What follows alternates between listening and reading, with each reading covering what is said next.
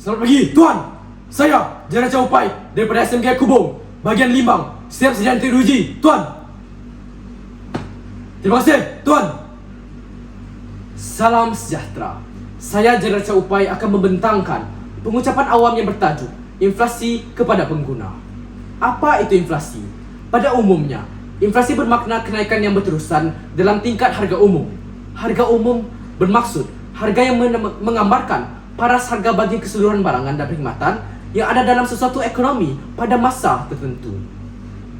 Oleh itu, satu kaedah telah dibentuk untuk mengukur paras harga umum ini dengan mengambil sebilangan barangan perkhidmatan tertentu sebagai mewakili keseluruhan barangan dan perkhidmatan yang ada dalam sesuatu ekonomi, dan harga mereka diukur dengan menggunakan indeks harga. Oleh itulah, indeks harga ini dinamakan indeks harga pengguna atau dikenali sebagai IHP. Dan bagi Malaysia, indeks ini dikeluarkan dari semasa ke semasa oleh Jabatan Perangkaan. Kenaikan yang berterusan bermaksud bahawa inflasi hanya berlaku pada ketika paras harga umum meningkat secara berterusan dalam satu tempoh tertentu. Kesan-kesan inflasi. Inflasi banyak memberikan kesan negatif kepada ekonomi dan penduduk sesebuah negara. Kadar inflasi yang tinggi akan meningkatkan kos sara hidup rakyat dan ini akan mengurangkan taraf hidup mereka. Agihan faktor-faktor pengeluaran juga tidak cekap dan akan merugikan ekonomi berkenaan. Bagi pengguna, inflasi akan mengurangkan pendapatan benar mereka.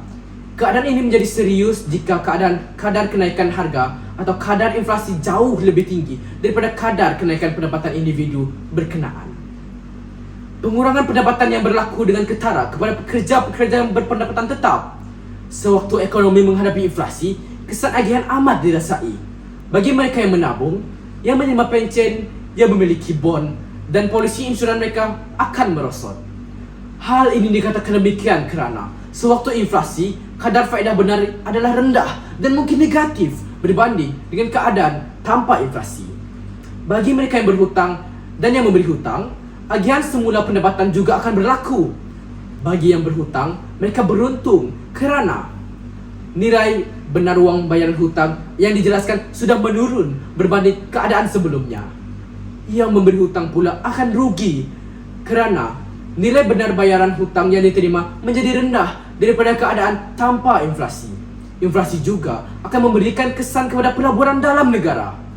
Dengan meningkatnya paras harga, pengeluaran barangan dan perkhidmatan yang diekspor boleh kehilangan daya saing dengan negara luar. Dengan kehilangan daya saing ini, pendapatan ekspor akan menurun dan ini akan mengurangkan pelaburan dalam industri-industri berkenaan. Selain itu, masyarakat akan mengalami kos sara hidup yang tinggi. Ini menyebabkan mereka harus mengeluarkan simpanan pribadi mereka agar dapat menampung kos sara hidup. Nilai wang yang dipegang oleh seisi rumah juga akan semakin merosot. Kesannya, jumlah tabungan masyarakat akan berkurang. Di samping itu, inflasi mampu menjejaskan kuasa beli pengguna seiring dengan kos sara hidup yang meningkat dan taraf hidup yang menurun. Pengguna tidak mampu untuk membeli barangan yang diingini. Bagi yang berpendapatan tetap pula dan menerima pencen, kos sara hidup yang tinggi akan membebankan mereka. Justru, inflasi sudah tentu memberi impak kepada poket sebuah pengguna dalam jangka masa yang panjang. Dengan itu, pengguna perlu memperhatikan pengurusan kewangan yang bijak untuk mengemudi arus inflasi serta kadar kenaikannya.